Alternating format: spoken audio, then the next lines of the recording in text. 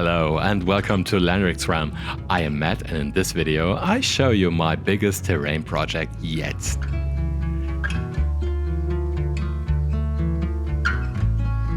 If there's one major component I find essential to tabletop gaming, it's storytelling. In my opinion, the goals of these games is to experience something you can't experience anywhere else. The collaborative ideas and interpretation of players come together to form something truly unique. Now, not everybody is able to pretend to be a terrifying warrior or a battle-hardened general when sitting in a comfortable living room while eating pizza. But if you had an all-over painted miniature set, moody lights, maybe the right ambient music, and on top of that, intricate and impressive terrain, I would argue even the most skeptical party pooper can transform into a nerdy treasure-hoarding spellslinger. It is for that reason I wanted to try and take a step up on my terrain game. Something that involves different techniques I either just dabbled with or never even attempted. And for that I had the perfect candidate in mind.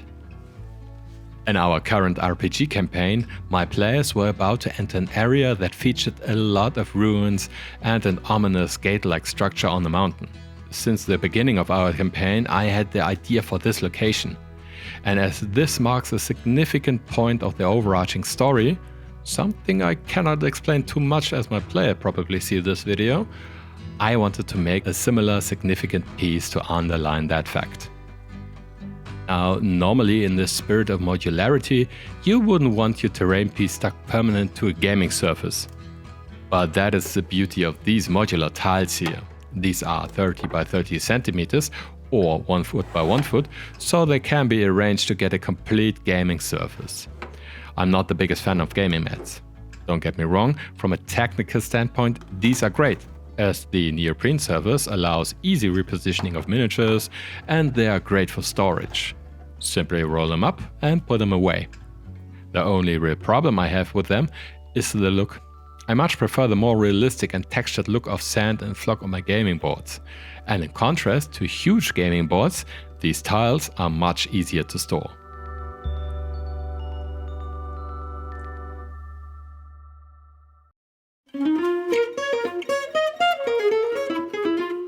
So the first step was to build the wooden base tiles. My idea was to glue 2 of them together to give the mountain a bigger footprint. For that I simply left one side of each support structure open and used the leftover struts as connectors. Now if you're curious where you can find these tiles, I've linked the ones I used down below. But there are also similar tiles by other companies out there. Now after the glue was completely dried up, I started to draw out a simple layout on top of the tiles. I drew a rough mountain shape, the location of the stairs and where the gate ultimately would be located. To ascertain the final height, I simply counted the stairs that I had drawn on the layout. My plan was to give every step a height of 0.6 millimeters, so every 10 steps I would need a new sheet of my 60 millimeter thick extruded polystyrene. You know, the foam with the bubbles. This stuff is pretty cheap and also very light. Although I didn't use very heavy materials, they still add up in the end, so it's good to use lightweight materials whenever possible. With a final height of about 27 centimeters, which is roughly 10.5 inches determined, I started to cut the EPS sheets into smaller rectangles, which were all a bit smaller than the footprint of the wood tiles. At this point I used a standard cutting knife to cut them to size, simply because the sheets that I needed would be bigger than the proxim would allow. I also didn't need clean cuts, so this method is fast, uncomplicated and more than fitting for the stage. Now I just needed to cut these pieces into the rough terrain shape I imagined. For this I used my drawn layout as a guide and cut the EPS with a handheld foam cutter until I was happy with the look.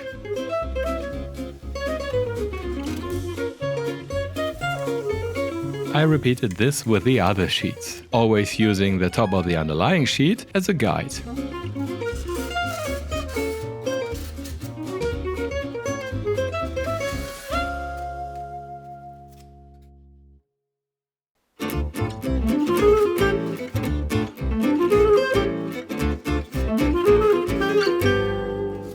Now for gluing it all together, I used EPS glue. This takes a lot longer than your standard PVA, but when it's dry, it lets you cut the pieces with a hot wire cutter. So perfect if you end up making a mistake. I applied the glue on both joint surfaces and pressed the pieces together. Repeating this, I adhered the next sheet to the next sheet and to the next sheet. After that, I channeled my inner Vlad III and impaled the mountain with wooden skewers to keep the sheets in place. I also put weights on top of the mountain to press all the parts together, and with that, I let the glue dry for about a day. On the next day, I started to build the support structure for the stairs. As planned, I cut simple blocks out of the rest of the EPS sheet and glued them in place. Here I used my Proxxon to get clean cuts for the different heights. As these needed to be pretty exact, I deemed this method to be the best for this task. I used PVA for the bond between EPS and wood surface, and the EPS glue to adhere the blocks to the upper EPS layers. For the gate on the top, I wanted a small overarching platform, so I took a sheet of XPS foam and cut it to the right shape. You may be wondering why I would use XPS for this and not continue with EPS. My reasoning behind this is simply that XPS is much more dense and therefore more resistant to breaking off. Although I didn't plan to put too much stress on this part, it just made sense to me to have the overarching piece a bit more resistant to damage. Again, I cut out the area where the stairs would lead up. I used the resulting cutout to make the supports for the steps, glued everything in place with the EPS glue, and attached the overhang to its designated place. I also added more EPS on top of the mountain to give it a natural looking shape on the top. With that, I put the whole mountain to the side and let it dry overnight.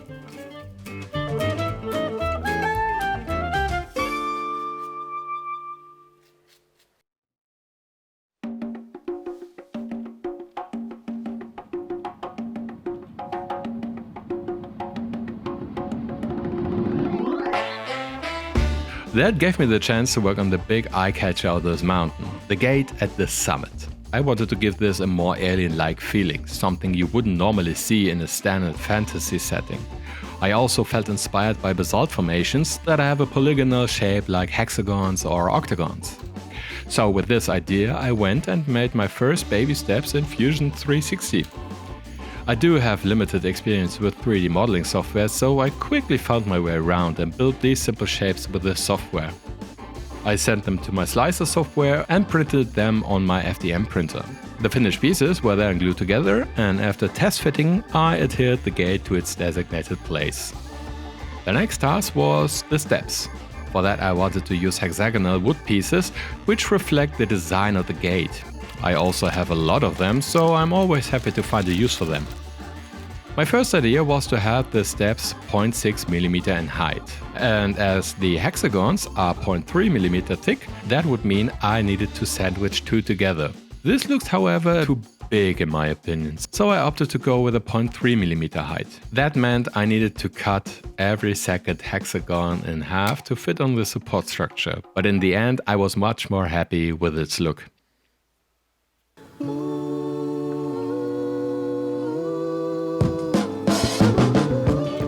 Now I could start with creating the rock face. In the past I opted to use corkbark for rock faces, which, to be honest, is a great and natural looking method, but it can get expensive for bigger projects like this.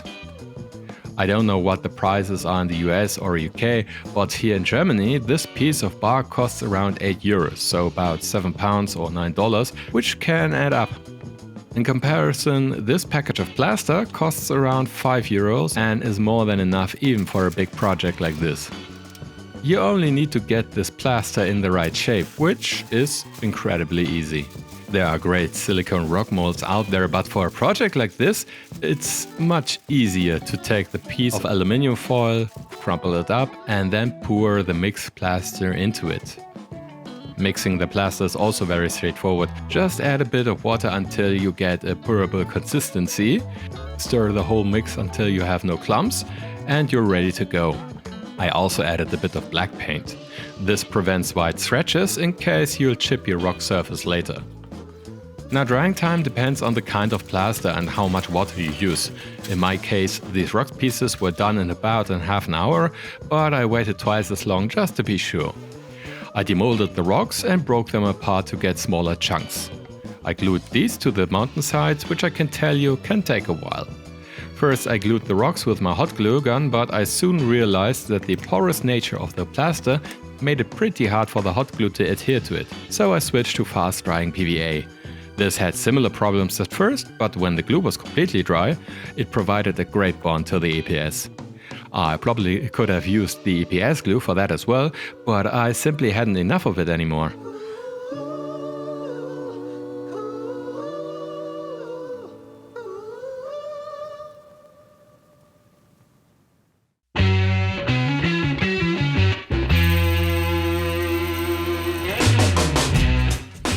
After all this was dry, I started to fill in the gaps of the rock face. For this I used air drying clay, which I simply push in the gaps and smooth out with a bit of water. This stuff is pretty easy to use. Just make sure you give it enough time to let it dry afterwards. It can take a while. I also used it to transition between the steps and the rocks and to hide the layer lines on the gate. After the clay was dry, I wanted to give the rock surface more texture and protection. So I mixed my favorite stone texture paste with water, PVA, tile grout and a bit of black paint. This stuff went all over the piece, and I mean all over. The rocks, the gate and the steps. As everything here is out of some kind of rock, it's just fitting to uniform everything with this paste. While letting the whole piece dry, I printed out a few loose hexagon pieces.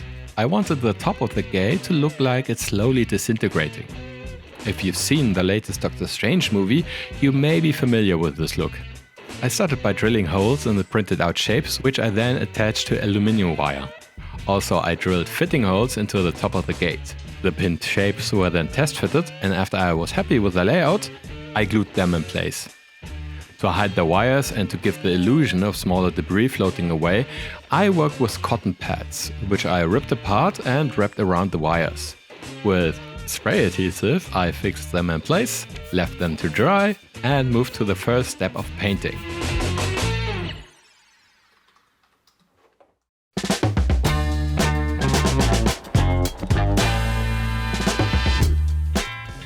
First, I wanted to give the whole piece a black priming, so I did exactly that. I did, however, mix a bit of PVA into the mix, as there were still a few parts exposed and not covered by texture paste.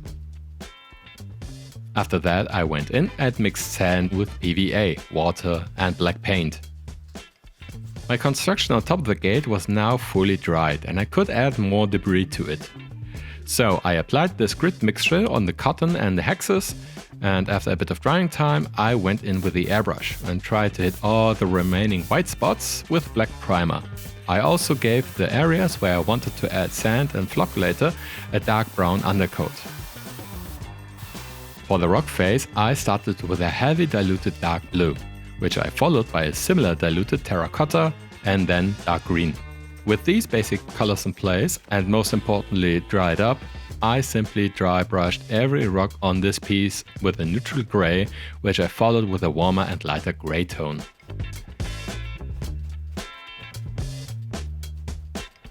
At this point I figured I wanted the steps and, more importantly, the gates in a different stone look. So I reprimed the steps and the gate with black. I tried the rock colors on these parts as well, but ultimately didn't like it. After that repriming, I applied dark violet ink with a brush and turquoise ink with the airbrush. There is no particular reason why I went with those different methods. I just didn't want to use the airbrush at this point, as that meant cleaning it afterwards. I, however, quickly changed my mind, as the application with the airbrush results in a nicer look, dries faster and goes a lot quicker. While dry brushing these parts, I mixed two light blue grays, with one being a bit brighter. I applied first the darker mix and then the lighter mix in a fewer spots. And with all the colors in place, I moved to the last big step.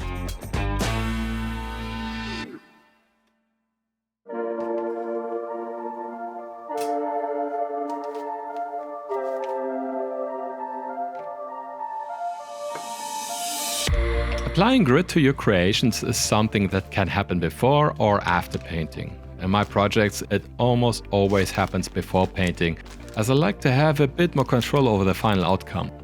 It also gives me an opportunity to fix mistakes like glossy puddles because of too much PVA, or parts where the grid just fell off and left a blank space. This is great on miniatures. On bigger pieces, however, it tends to look not as good in my opinion. So I wanted to try something I did on another terrain project I had a while back. Way before this channel, to be honest.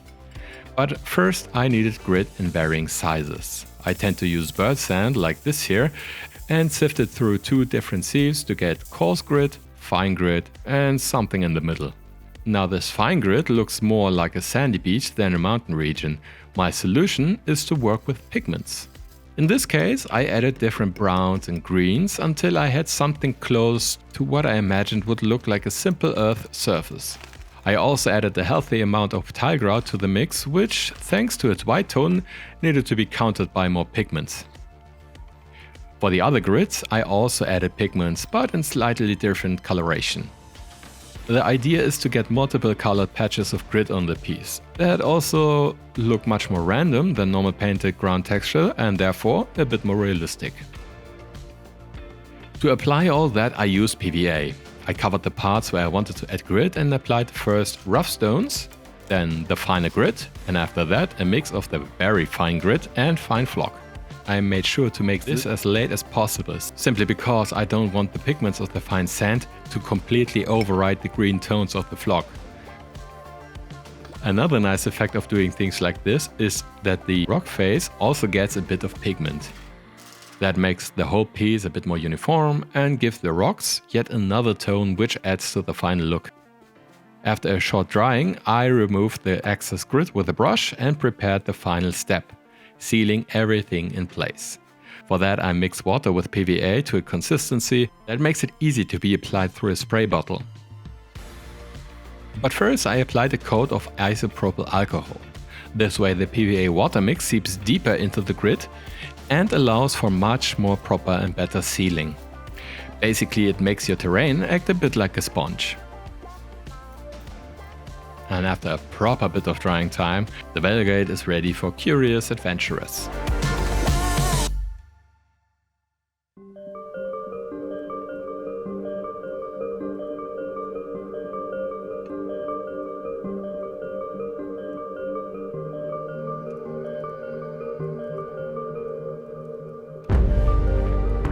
What an exciting project that was! I'm so happy with the results. This really was one of the most fun projects I had in a while, and a very nice change in pace since it was such a big piece. What do you think? Let me know in the comments, and if you're not yet subscribed, please consider doing so. Also, it would be awesome if you would leave a like to tell the almighty algorithm to show this to more like-minded folks. In my next video, I want to build something to celebrate the wide array of tabletop roleplay games. So if you want a specific game to be featured in this video, let me know down below. And if you like me building terrain stuff, I recommend this video right here. Thank you so much for watching and farewell, fellow adventurers.